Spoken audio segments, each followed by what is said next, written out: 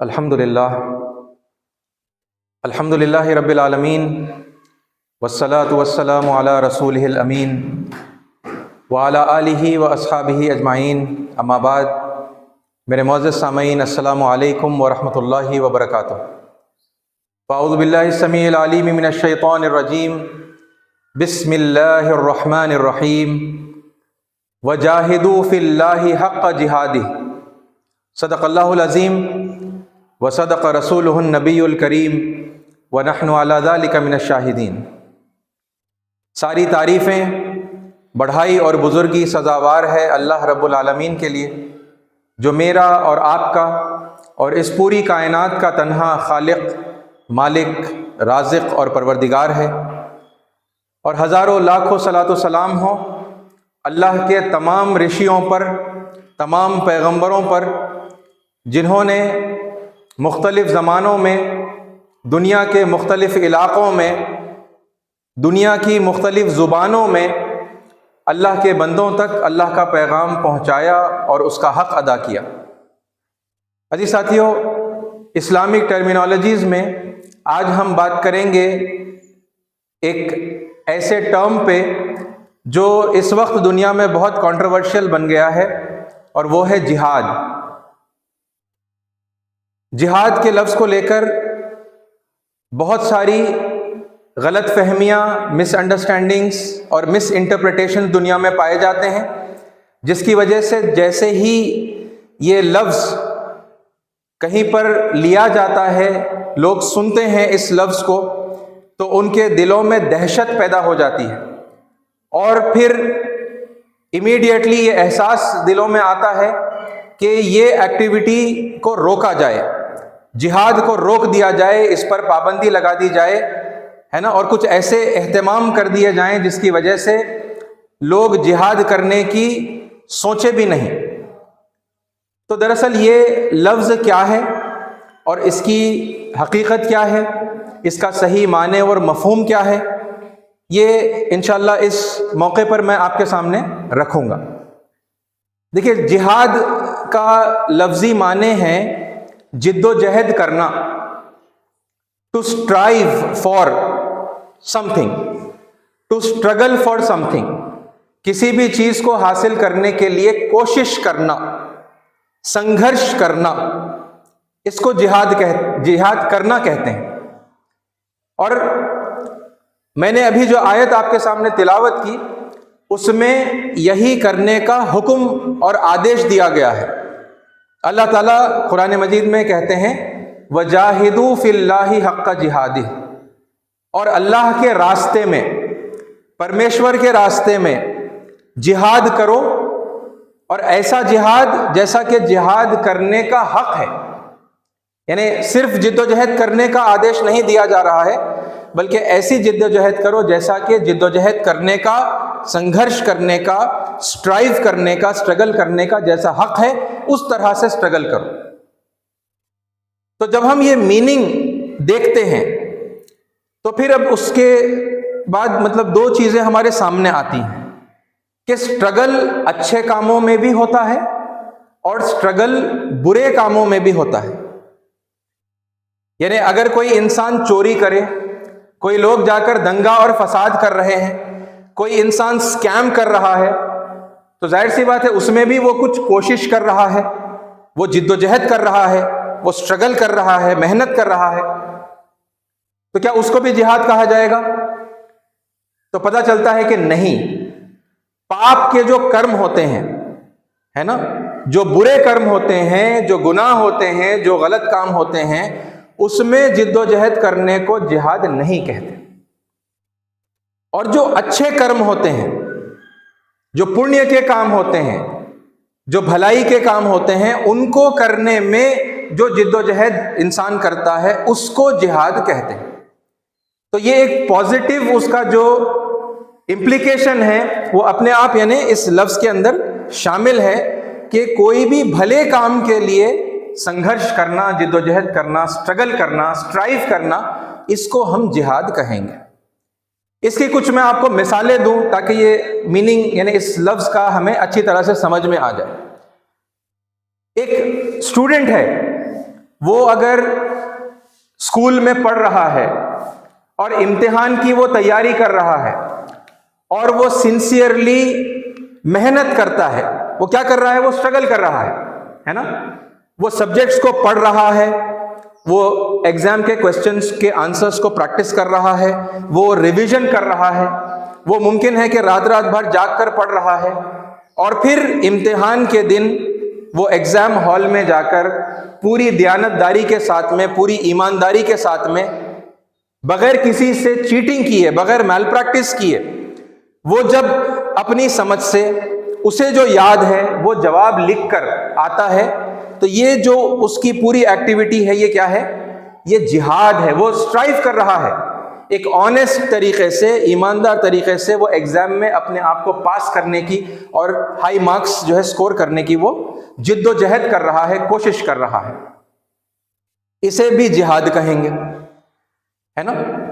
और इसी तरह एक लड़की है, वो अपने माँ बाप के घर को छोड़कर जब उसका विवाह होता है, जब उसका निकाह होता है, वो एक अलग घर में जाती है, अपने पति के घर में जाती है, और फिर एक पूरे नए घराने के अंदर, एक पूरे नए माहौल के अंदर वो अपने आप को ढालती है, और फिर वो वहाँ अपने पति की, अपने घर वालों की सेवा करती है। तो ये क्या है, इसको हम कहेंगे जिहाद। कोई आदमी है, वो पैसे कमाना चाहता है, तो जब वो जाकर ईमानदारी के साथ नौकरी करता है या पूरी ईमानदारी के साथ में तिजारत और बिजनेस करता है, लोगों को ठीक ठीक नाप तोल कर देता है, वो चोरी नहीं करता, डंडी नहीं मारता, है ना। और फिर इसी तरीके से अगर उसके माल में कोई खराबी है तो वो पहले ही अपने कस्टमर को उस खराबी की इत्तला देता है कि देखो ये माल है, इसमें ये खराबी है, लिहाजा इसका जो प्राइस है, जो रेट है, वो इतना मतलब कम हो गया है इसकी खराबी की वजह से। और वो फेयर डीलिंग करता है ना। और वो ग्राहक अगर फिर भी उस डिस्काउंटेड माल को उसकी खामी के साथ लेना चाहता है और वो खुद अपनी मर्जी से लेता है, तो इस तरह से वो कारोबार करता है ना। वो एडल्ट्रेशन नहीं करता, मिलावट नहीं करता अपने माल के अंदर, बिल्कुल प्योर रखता है और बेचता है। क्यों कर रहा है? ताकि वो ईमानदारी के साथ में कमाए और अपनी ज़रूरतों को, अपने घर वालों की ज़रूरतों को पूरा करे। तो ये आदमी जिहाद कर रहा है, ये जिद्दोजहद कर रहा है। क्योंकि हर मामले में, मतलब मैंने अब आपको अब तक 3 एग्जाम्पल्स दिए हैं, ऐसे और भी एग्जाम्पल्स हैं, है ना। हर एग्जाम्पल के अंदर आप ये देखेंगे कि अपने डिजायर्ड आउटकम को अचीव करने का एक गलत तरीका भी है। तो एग्जाम में पास चीटिंग करके भी किया जा सकता है ना, चिट्ठियां बनाकर लाकर, है ना, या फिर यानी कि किताबें खोलकर लेक्चरर के साथ में कोई जो है डील कर ली गई और वो आंसर लिखा देते हैं, बच्चे लिख लेते हैं, और बहरहाल यानी 10 किस्म से मैल प्रैक्टिस होती है। ऐसा करके भी एग्जाम पास किए जा सकते हैं, लेकिन वो गलत है, वो झूठ की बिना पर है, वो धोखा है। लिहाजा उससे अपने आप को रोक कर एक भले और ईमानदार तरीके से एग्जाम को पास करना, ये जिहाद है ना। अपनी मनमानी जिंदगी गुजारना, अपने पति के अलावा किसी और के पास चले जाना, किसी की सेवा नहीं करना, ऐसे भी कोई औरत चाहे तो अपनी जिंदगी गुजार सकती है, लेकिन वो आजादियों को और वो आराम को, वो आसाइशों को छोड़कर वो विधि के अनुसार विवाह के बंधन में जुड़ती है और फिर वो अपनी पति के साथ में रहती है, वो उसकी सेवा करती है, वो अपने ससुराल में, है ना, पति के माँ बाप की और उनके घर वालों की भी सेवा करती है। ये क्या है? ये बुराइयों को छोड़कर अच्छाइयों को इख्तियार करने में जो कोशिश लग रही है, लगातार एक स्ट्राइव और स्ट्रगल की कैफियत है, ये जिहाद है।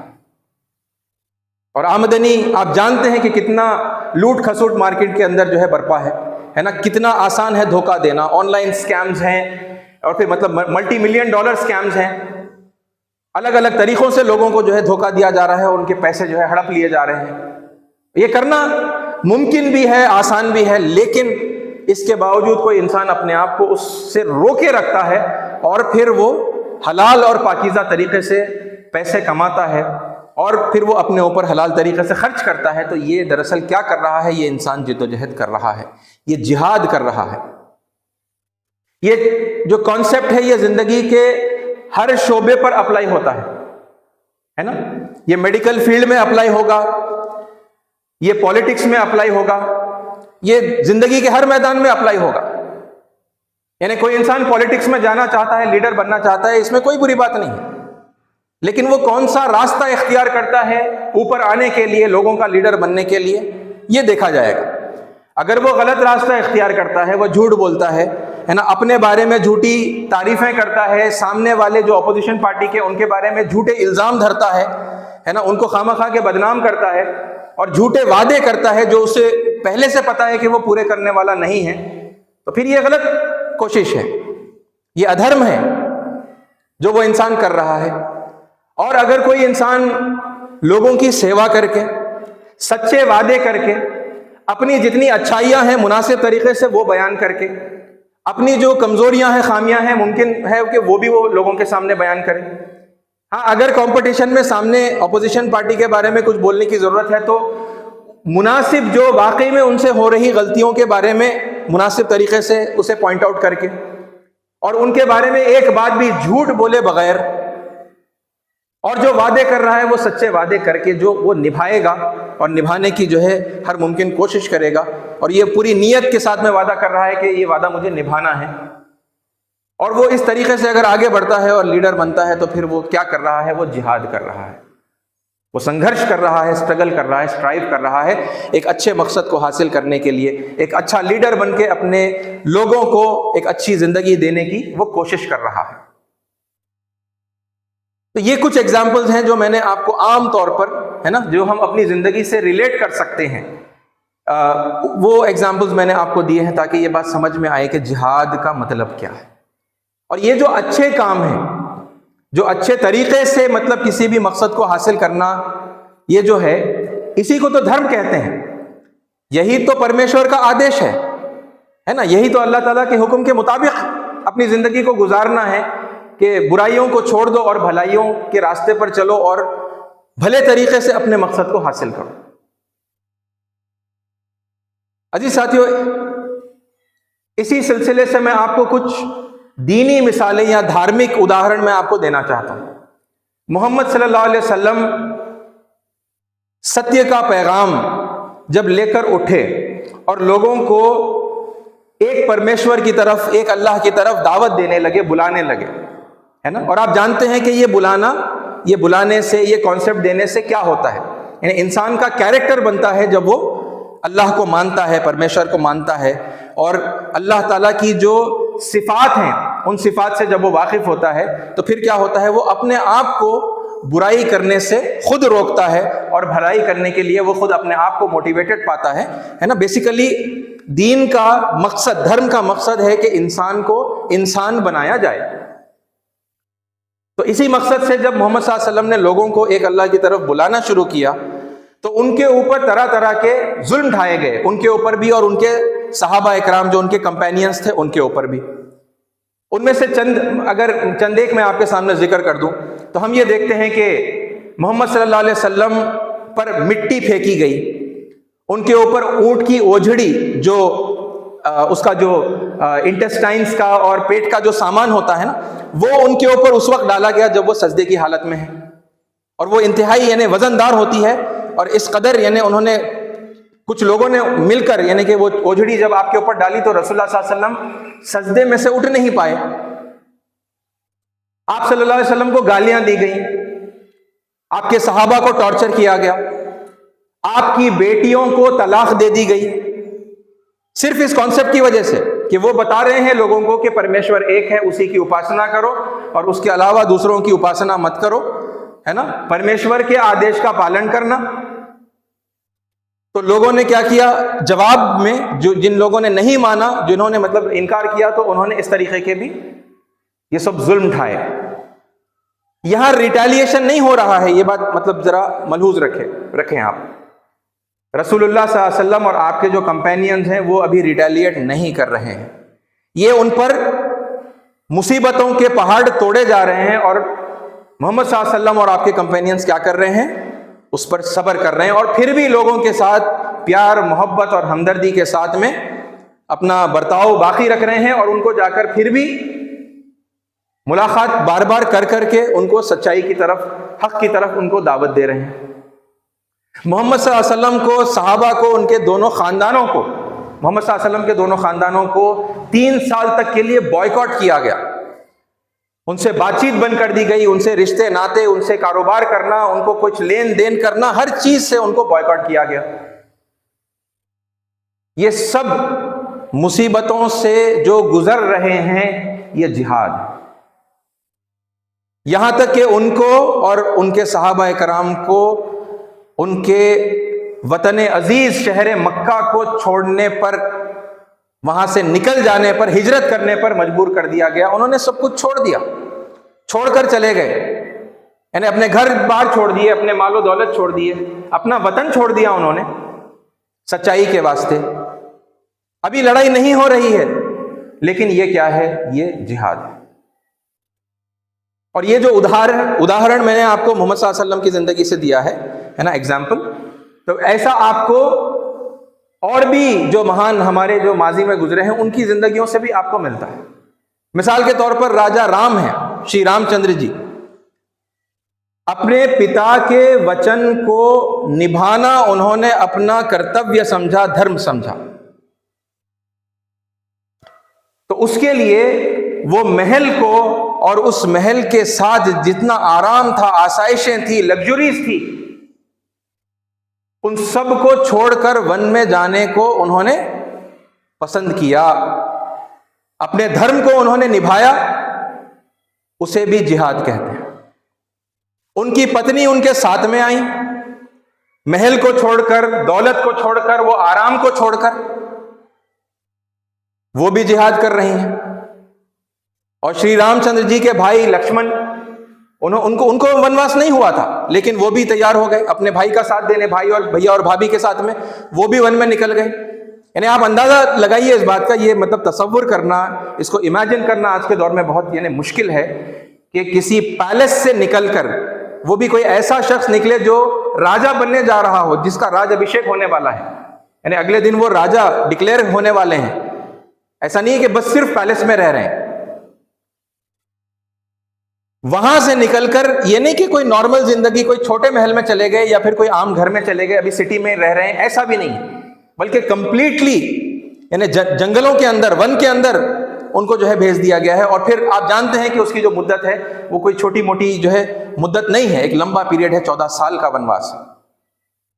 वो संघर्ष कर रहे हैं, वो उसके लिए तैयार हो गए अपने कर्तव्य को निभाने के वास्ते। ये जिहाद है। जब उनकी पत्नी का अपहरण हो गया, जब सीता जी का अपहरण हो गया, तो उन्होंने कोई और विवाह नहीं किया। इतने लॉयल हस्बैंड हैं वो, और वो अपनी पत्नी के इंतजार में और गम में, है ना, उन्होंने 14 साल गुजारे। ये क्या है? ये जिहाद है।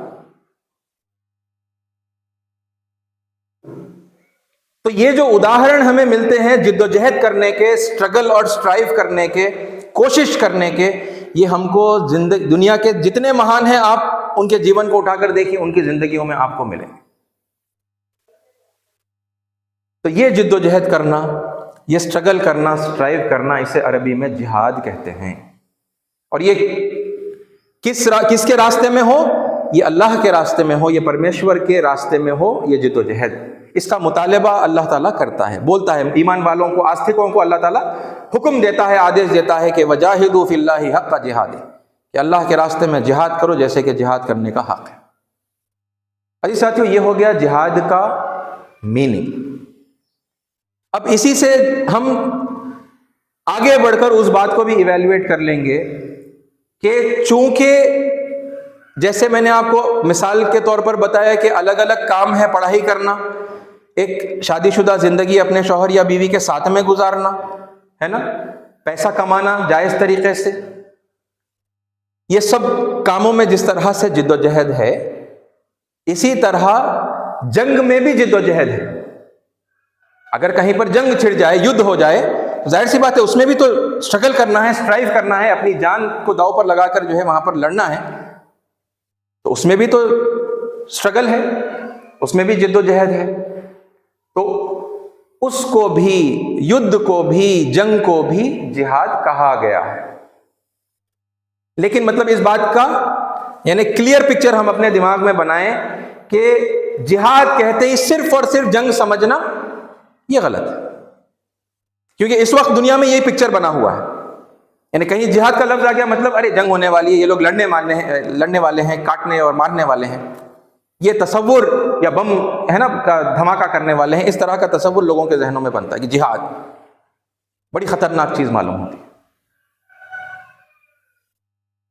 वो मीनिंग है, जंग का मीनिंग भी आता है उसके अंदर, ठीक है, लेकिन वो भी कब होगी और कैसे होगी ये मैं आपके सामने क्लियर करूं। देखिए, युद्ध के बारे में एक बात हम पहले समझ लें, युद्ध अपने आप में कोई बुरी चीज नहीं है, नापसंदीदा है, अक्सर लोग उसे अवॉइड करना चाहते हैं, दुनिया की मेजॉरिटी नहीं चाहती कि लड़ाई झगड़ा हो और युद्ध हो, जंग हो, ठीक है। लेकिन अगर हम गौर करेंगे तो हमें पता चलेगा कि बाज वक्त ऐसे सर्कमस्टेंसेस, ऐसे हालात हमारे सामने आ जाते हैं जहां पर जंग करना, युद्ध करना अनअवॉइडेबल हो जाता है ना। वो कौन से सर्कमस्टेंसेस हैं और किन सर्कमस्टेंसेस में एक तरफ जंग करने वालों को कहा जाएगा कि वो सही कर रहे हैं और दूसरी तरफ कहा जाएगा कि वो गलत कर रहे हैं, थोड़ा इसकी क्लैरिटी भी हम अपने दिमागों में मतलब लेकर आए, ठीक है। मैं अगर आपको श्री रामचंद्र जी के उदाहरण से ही बात अगर कंटिन्यू करूं तो रावण ने जब सीता जी का अपहरण कर लिया था, जब किडनैप कर लिया था, तो श्री रामचंद्र जी ने जाकर उनको रावण से छुड़ाया और छुड़ाने के लिए एक ऐसा मौका आया जहां पर युद्ध अनअवॉइडेबल हो गया, उनको युद्ध करना जरूरी पड़ गया। ऐसे सिचुएशन में अपने धर्म को निभाने के लिए, अपने कर्तव्य को पूरा करने के लिए श्री रामचंद्र जी जो जंग लड़ रहे हैं तो वो हक पर है, वो युद्ध सही है, जायज है। अब रावण क्या कर रहा है, उसने एक गलती की और उस गलती के वास्ते वो भी लड़ने के लिए आ गया, उसका युद्ध करना गलत है। यही उदाहरण हम देखते हैं महाभारत के अंदर कि परमात्मा जो है अर्जुन को बता रहे हैं कि तुम्हें युद्ध करना है। किसके खिलाफ युद्ध करना है? यानी पांडवों को कौरवों के खिलाफ युद्ध करना है। वो उनके कजन्स हैं, वो उनके खुद के रिश्तेदार हैं, लेकिन युद्ध करना आवश्यक हो गया। क्यों? क्योंकि कौरव अधर्म कर रहे थे, वो अधर्म पे थे, उनको उनके अधर्म से रोकना था। और ये जो जंग पांडवों ने लड़ी, ये धर्म के लिए लड़ी, ये युद्ध ठीक है, ये जायज जंग है। मैं आपको क्या समझा रहा हूं, युद्ध हो रही है, जाहिर सी बात है दो ग्रोहों के बीच में, दो ग्रुप्स के बीच में जो लड़ाई होगी ना, तो जब कभी दो ग्रुप्स के बीच में लड़ाई होगी तो एक ग्रुप हक पर होगा और एक ग्रुप बातिल पर होगा, बशर्त ये कि वो युद्ध दो में से किसी एक चीज के लिए हो। सिर्फ और सिर्फ दो सर्कमस्टेंसेस में युद्ध करना जायज है, जंग करना जायज। पहला धर्म के लिए, अधर्म के खिलाफ, और दूसरा जुल्म को खत्म करके इंसाफ को कायम करने के लिए। और ये जो अभी मैंने आपको दो उदाहरण दिए हैं, श्री रामचंद्र जी का और पांडवों की जो मिसाल मैंने आपको दी, वो धर्म के लिए लड़ रहे हैं, है ना, अधर्म के खिलाफ वो लड़ रहे हैं। और ऐसा ही अक्सर यानी बहुत सारे महर्षियों के साथ में हुआ, पैगंबरों के साथ में हुआ, और हम ये देखते हैं कि मोहम्मद सल्लल्लाहु अलैहि वसल्लम के साथ भी यही हुआ कि जब आपने धर्म को लोगों के सामने पेश किया और जुल्म और ज्यादती को रोकने के लिए लोगों को दावत दी, तो बाज लोगों को वो चीज पसंद नहीं आई, है ना। वो जो इनकार करने वाले थे, वो जो कुफ्र करने वाले थे, उनको ये पसंद था कि वो लोगों को क्रश करके रखें, लोगों को एक्सप्लॉइट करें, और वो नहीं चाहते थे कि वो उस गद्दी से हटे और एक इंसाफ का और जस्टिस का और एक अमन का कायम और यानी इक्वालिटी का एक निजाम आ जाए, वो उनको बर्दाश्त नहीं था। तो फिर वो मौका मोहम्मद सल्लल्लाहु अलैहि वसल्लम की जिंदगी में, सहाबा की जिंदगी में भी आया, जब वहां पर आमना सामना हुआ। और ठीक वैसा ही जैसे पांडव कौरवों के खिलाफ खड़े हुए हैं और ये रिश्तेदार हैं आपस में, बिल्कुल ऐसा ही जंगे बदर में हम देखते हैं कि मोहम्मद सल्लल्लाहु अलैहि वसल्लम और आपके सहाबा खड़े हुए हैं। सहाबा में मुहाजिरीन हैं, वो जो मक्का से हिजरत करके मदीना आए, फिर मदीने के सहाबा भी हैं, है ना। ये लोग खड़े हुए तो सामने जो लोग उनसे लड़ने के लिए आए तो वो पूरे मक्का के रहने वाले लोग। अब ये जो मुहाजिर हैं मक्के से आने वाले, वो जब जंग में खड़े हुए हैं तो देख रहे हैं कि सामने बाप खड़ा हुआ है, कोई देख रहा है कि सामने बेटा खड़ा हुआ है, कोई देख रहा है कि सामने भाई खड़ा हुआ है। बिल्कुल ऐसे ही जैसे पांडव कौरवों के सामने जब खड़े हुए थे, देख रहे हैं चाचा है, मामा है, भाई है, और वो नहीं चाहते थे युद्ध करना। किसी तरह ये अगर अवॉइड हो जाता तो अच्छा होता, मगर वो लोग जो अधर्म कर रहे थे, जो ज्यादती कर रहे थे, उन्होंने वो अवॉइड करने का मौका नहीं दिया। वो डट गए कि नहीं, लड़ाई ही फैसला करेगी। तो फिर हुई लड़ाई, जंगे बदर हुई, युद्ध हुआ, है ना। तो धर्म के लिए युद्ध हुआ। और ये आप अगर मैंने इस्लामी टर्मिनोलॉजीज में आपको कहूं तो अकीदे की बुनियाद पर जंग, इसे हम कहेंगे। और ये जंग, ठीक है, मैंने आपको दो बातें बताई ना, या तो धर्म के लिए जंग होगी अधर्म के खिलाफ, या फिर जस्टिस के लिए, है ना, जुल्म को खत्म करने के लिए जंग होगी। ये दो मौके हैं जहां पर युद्ध करना, जंग करना अलाउड है। इस तरह जिहाद करना, जंग के अंदाज में जिहाद करना, ये अलाउड है। इसमें से ये जो पहला जो यानी सिचुएशन है जिसके अंदर जंग करना अलाउड है, ये सिर्फ और सिर्फ पैगंबर की मौजूदगी में मुमकिन है। और ये बात काफी डिटेल में इससे पहले के जुमों में मैं आपके सामने डिस्कस कर चुका हूं। जब किसी को हम आज के दौर में, यानी पैगंबर की गैर मौजूदगी में, हम उनको काफिर नहीं बोल सकते, क्योंकि अब उनके दिल में क्या है, उन्होंने कितना सीखा, कितना समझा, है ना, और फिर उनको सच्चाई समझ में आ गई या नहीं आ गई, ये मैं और आप नहीं मालूम कर सकते। कोई भी किसी के बारे में मालूम नहीं कर सकता, है ना।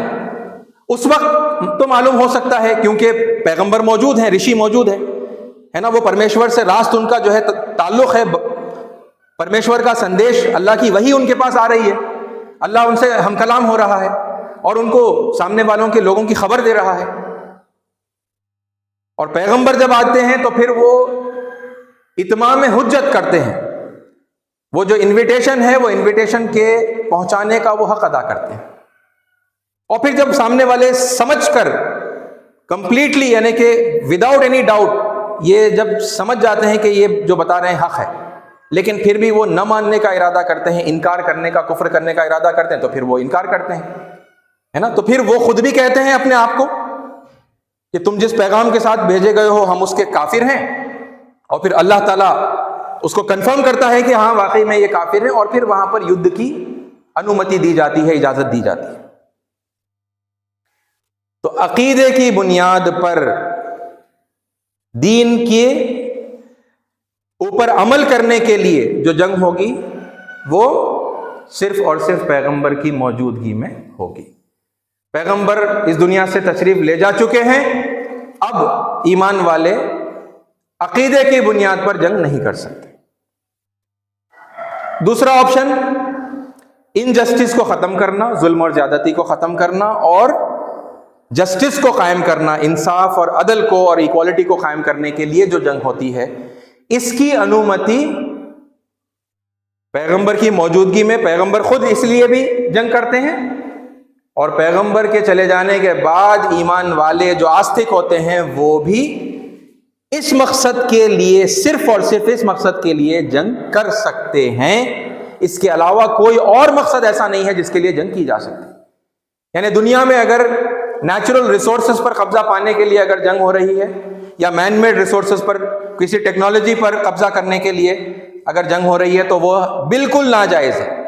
अगर पॉलिटिकल पावर में आने के लिए जंग की जा रही है, अपने इख्तिदार को फैलाने के लिए जंग की जा रही है, तो ये बिल्कुल नाजायज है।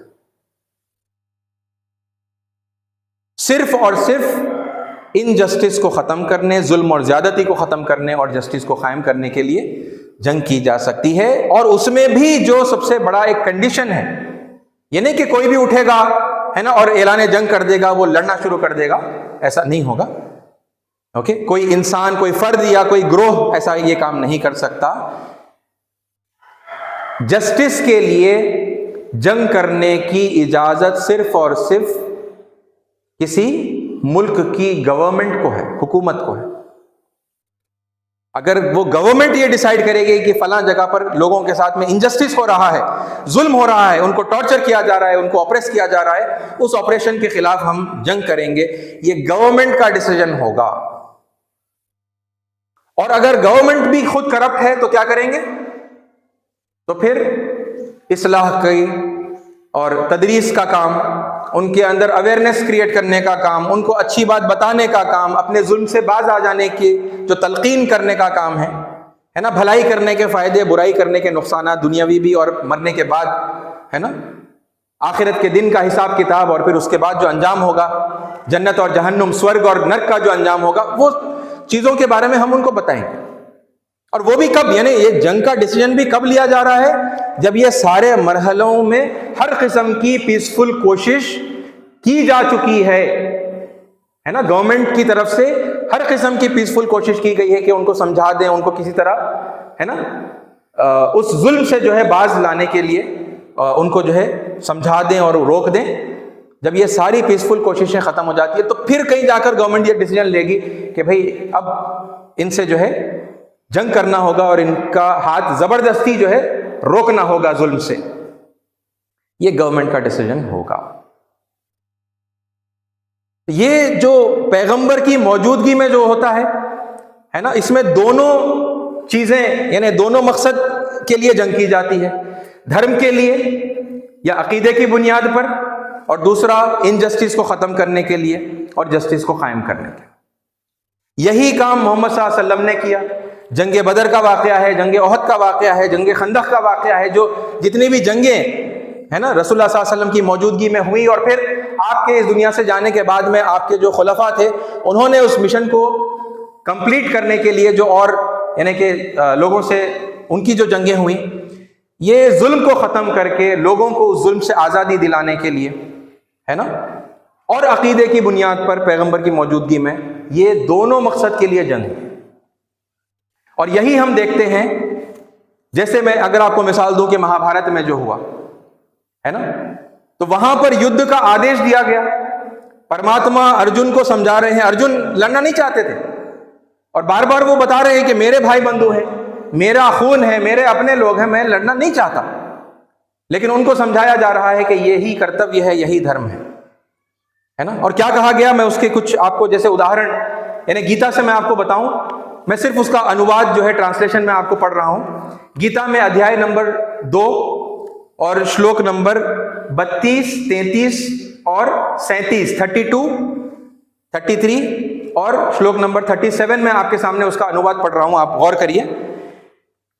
उनसे कहा जा रहा है, अर्जुन से कहा जा रहा है, हे पार्थ, वे क्षत्रिय भाग्यशाली होते हैं जिन्हें बिना इच्छा किए धर्म की रक्षा हेतु युद्ध के ऐसे अवसर प्राप्त होते हैं जिसके कारण उनके लिए स्वर्ग के द्वार खुल जाते हैं।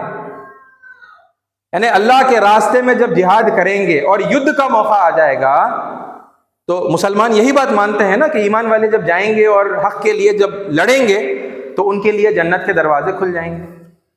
बिल्कुल वही बात अर्जुन को बताई जा रही है। लेकिन ये धर्म युद्ध है, ये कोई पॉलिटिकल पावर के वास्ते युद्ध नहीं किया जा रहा, या फिर ये कोई नेचुरल रिसोर्सेज हासिल करने के लिए या और कोई दुनियावी फायदा हासिल करने के लिए युद्ध नहीं किया जा रहा। फिर आप देखिए, यदि फिर भी तुम इस धर्म युद्ध का सामना नहीं करना चाहते, यानी धर्म युद्ध है, याद रखें, यार अंडरलाइन करें इन वर्ड्स को, है ना। लेकिन यदि फिर भी तुम इस धर्म युद्ध का सामना नहीं करना चाहते, तब तुम्हें निश्चित रूप से अपने सामाजिक कर्तव्यों की उपेक्षा करने का पाप लगेगा। यानी धर्म युद्ध नहीं करोगे तो पाप लगेगा और तुम अपनी प्रतिष्ठा खो दोगे। यह धर्म युद्ध नहीं करने का नुकसान बताया गया अर्जुन को। और फिर उसके बाद में अध्याय नंबर 2 और श्लोक नंबर 37 के अंदर कहा गया, हे कुंती पुत्र, यदि तुम युद्ध करते हो फिर या तो तुम मारे जाओगे और स्वर्ग लोक प्राप्त करोगे। मैं सबसे कह रहा हूं वैसे तो, लेकिन खास तौर पे यानी मेरी जो हिंदू कम्युनिटी है और मेरी जो मुस्लिम कम्युनिटी है उनसे कह रहा हूं, देखिए आप जो मानते हैं वही कहा जा रहा है ना। मुसलमान जो मानते हैं, मुसलमान ये नहीं मानते इस बात को। कि अगर अल्लाह के रास्ते में जिहाद करने और उस मौके पर जंग करने के लिए निकलेंगे और अगर शहीद हो जाएंगे, है ना, अगर मारे जाएंगे तो उनको शहीद कहते हैं। शहीद हो गए तो क्या होगा? सीधा जन्नत में जाएंगे, स्वर्ग को प्राप्त करेंगे, वही कहा जा रहा है। और या विजयी होने पर पृथ्वी के साम्राज्य का सुख भोगोगे। अगर जीत गए जंग में और जिंदा बच गए, वापस आ गए, तो क्या कहलाएंगे? गाजी कहलाते हैं, विजयी कहलाएंगे। और आकर क्या करेंगे? वो चूंकि वो पावर उनके कंट्रोल में आ जाएगी तो फिर उसके जो सुख हैं वो उसको एंजॉय करेंगे, उसका सुख भोगेंगे वो। तो बिल्कुल वही बात जो इस्लाम में, ये जरा समझे इस बात को, हम जो समझते हैं इस्लाम एक अलग चीज, नहीं, वही बात बताई गई है वहां पर सनातन धर्म में, है ना। तो वहां मारे गए तो फिर जन्नत में जाएंगे, और फिर अगर जिंदा हो गए तो फिर गाजी कहलाएंगे। तो ये वही बात यहां पर कही जा रही है। इसीलिए अब ताकीद की जा रही है, इसीलिए है कुंती पुत्र, उठो और दृढ़ संकल्प के साथ युद्ध करो।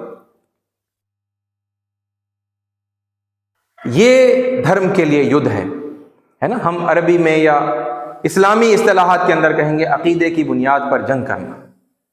ये ऋषियों के साथ ये मामला खत्म हो गया। अब क्या है? अब चूंकि लोगों के दिलों का हाल हम नहीं जानते, तो हम किसी को काफिर, किसी को, है ना, मुनाफिक और फासिक और ये और वो और गुमराह और मुर्तिद, ये सब हम नहीं कह सकते। हम क्या करेंगे? हम उनको प्यार मोहब्बत से धर्म बताते रहेंगे। ये नहीं कि मतलब हम किसी, जब काफिर नहीं कहेंगे तो इसका ये मतलब नहीं है कि हम दीन के बारे में बात ही नहीं करेंगे। हम लोगों को बताते चले जाएंगे कि कुफ्र क्या है, परमेश्वर का इनकार करना किसको कहते हैं, किन किन चीजों में इनकार होता है, और फिर परमेश्वर की आज्ञा का पालन करना, अल्लाह ताला की मर्जी के मुताबिक जिंदगी गुजारने में क्या अहकाम दिए गए हैं, जिसको आप अपनी जिंदगी में अमल में लाएंगे तो फिर आपको जो है यानी नेकी मिलेगी, अल्लाह ताला आपसे राजी होगा। तो जो धर्म है ना, जो दीन की सच्ची तालीमात हैं, जो करने के काम है, वो हम बताते रहेंगे, और जो अधर्म है वो भी हम बताते रहेंगे, लेकिन किसी पर लेबल नहीं लगाएंगे। और दीन की वजह से अब हम किसी से युद्ध नहीं करेंगे। हाँ, अलबत्ता कहीं दुनिया में लोगों पर जुल्म और ज्यादती हो रही है तो फिर हम उसके लिए लोगों को समझाएंगे। हमारी हुकूमत है ना, जो सच्चाई की हुकूमत होगी, वो उन मुमालिक की हुकूमतों को और उन जुल्म करने वालों को रीच आउट करेगी, उनको समझाएगी, उनको प्यार मोहब्बत के साथ बार बार उनको तलकीन करेगी कि वो अपने जुल्म और ज्यादती को रोक दें, वो अधर्म को रोक दें।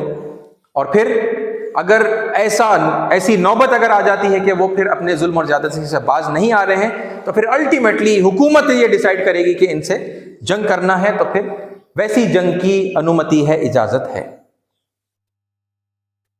देश की रक्षा करने के लिए अगर युद्ध में शामिल होने की, जंग में शामिल होने की नौबत अगर आ गई, ये भी जिहाद है।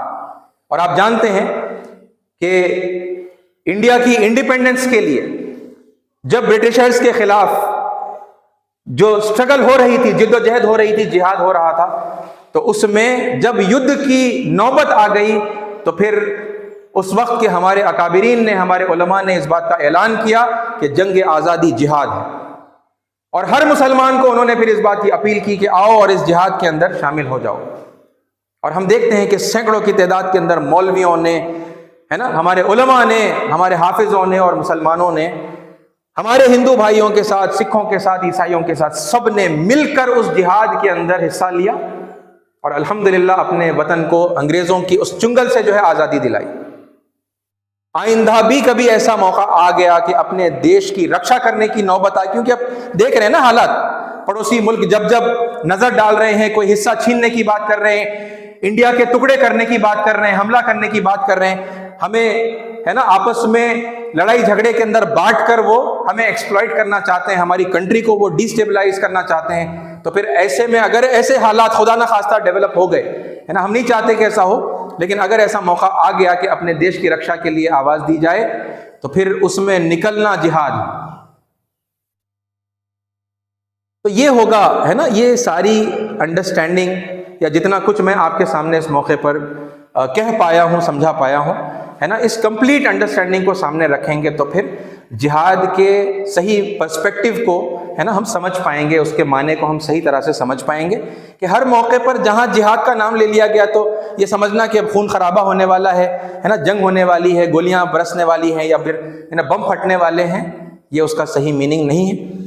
तो जितने वो लोग मेरे जो हिंदू भाई हैं, ईसाई हैं, सिख हैं, जैन हैं, बौद्ध हैं, ठीक है, और फिर खुदा को न मानने वाले भी हैं, और फिर ख़ास तौर पे वो जो मुसलमान हैं, है ना, क्योंकि मुसलमान भी इस करेक्ट डेफिनेशन से अक्सर इन्हें नावाकिफ हैं, है ना, और बाज़ लोगों के मिस इंटरप्रिटेशन की वजह से वो ये समझते हैं कि धर्म के लिए, अकीदे के लिए आज भी जंग करना हमारे लिए जायज़ है या फिर हमें हुक्म दिया गया है, ये हमारा फ़र्ज़ है कि हम इसके लिए जो है जंग करें। तो वो इस मेंटालिटी को रखने की वजह से और उसी को प्रोपोगेट करने की वजह से फिर दुनिया जिहाद के नाम से जो है चिढ़ने लगती है ना, क्योंकि उसका गलत मीनिंग, गलत इंटरप्रिटेशन लोगों में आम होता है, तो फिर लोग उससे नफरत करते हैं।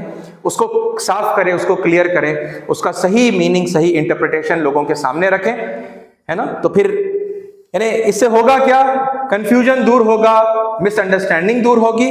तो फिर ये हमारी जो कम्युनिटीज के अंदर जो दूरियां हैं, जो नफरतें हैं, है ना, और जो डर है एक दूसरे को लेकर, ये पता नहीं ये क्या कर देंगे, है ना, कहाँ खून खराबा कर देंगे, इस तरह का जो डर होता है, तो वो ख़त्म होगा।